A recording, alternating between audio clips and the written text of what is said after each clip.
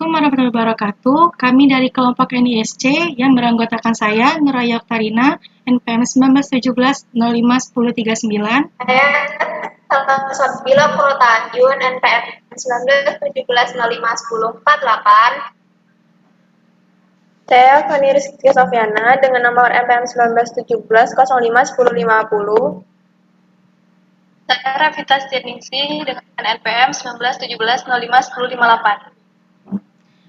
Di sini kami akan mempresentasikan hasil kerja kelompok kami untuk mata kuliah pengantar organisasi komputer, yaitu mengenai PC desktop.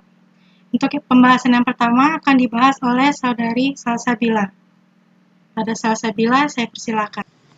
Nah, NISC.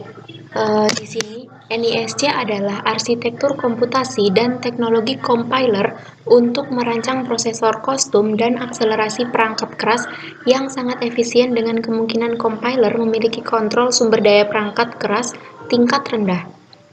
Lalu untuk manfaat teknologi NISC sendiri, di antaranya pengontrol yang lebih sederhana, jadi tidak ada penjadwal perangkat keras dan tidak ada decoder instruksi. Selanjutnya, kinerjanya yang lebih baik, arsitektur yang lebih fleksibel, pemanfaatan sumber daya yang lebih baik, dan lebih mudah untuk mendesainnya, tidak perlu untuk mendesain set instruksi.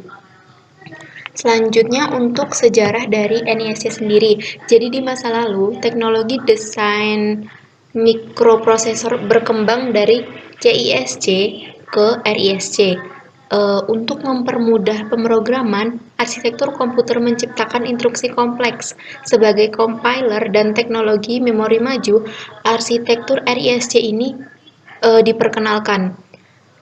Kemajuan lebih lanjut dari compiler dan teknologi memori mengarah ke munculnya VLIW.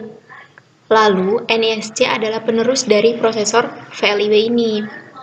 Dalam NISC, compiler memiliki kontrol horizontal dan vertikal dari operasi dalam datapad. Karena itu, perangkat kerasnya jauh lebih sederhana. Namun, ukuran memori kontrol jauh lebih besar dari generasi sebelumnya. Desktop PC. Desktop PC adalah komputer yang didesain untuk penggunaan harian di suatu tempat. Desktop PC ini berkebalikan dengan laptop atau komputer portable lainnya. Desktop PC terdiri dari 3 bagian utama, yaitu ada monitor, ada input device yang berupa keyboard, mouse, dan ada desktop yang berisi komponen utama PC. Monitor. Monitor adalah perangkat keras komputer yang berfungsi untuk menampilkan hasil proses dari komputer baik dalam bentuk teks, gambar, ataupun video secara visual. Monitor ini berperan sebagai perangkat output dari sebuah komputer. Terdapat beberapa jenis monitor, di sini ada 4. Yang pertama yaitu CRT, Cathode Ray Tube. Monitor ini sering disebut sebagai monitor tabung, karena pada monitor ini terdapat sebuah media tabung sinar katoda. Yang kedua ada LCD, yaitu Liquid Crystal Display. Monitor jenis ini tidak menggunakan tabung hampa untuk menampilkan gambar, tetapi sudah menggunakan media cairan kristal. Yang ketiga ada LED, Light Emitting Diode.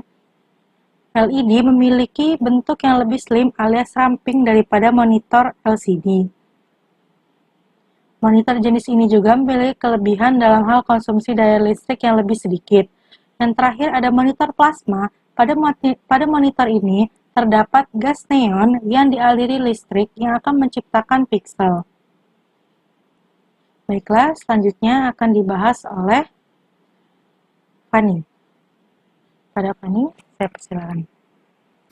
Nah, selanjutnya adalah CPU. Pengertian CPU atau Central Processing Unit adalah perangkat keras komputer yang memiliki tugas untuk menerima dan melaksanakan perintah dan data dari perangkat lunak. Karena merupakan pusat pengolahan data dalam sebuah komputer, CPU sering disebut juga sebagai prosesor. Cepat atau lambatnya kinerja dari sebuah komputer cukup ditentukan oleh kualitas dan teknologi dari CPU yang digunakan. Fungsi utama dari CPU adalah melakukan operasi aritmatika dan logika terhadap data yang diambil dari memori atau dari informasi yang diberikan melalui beberapa perangkat keras. Di sini ada replika dari CPU yang dibuat oleh kelompok kami.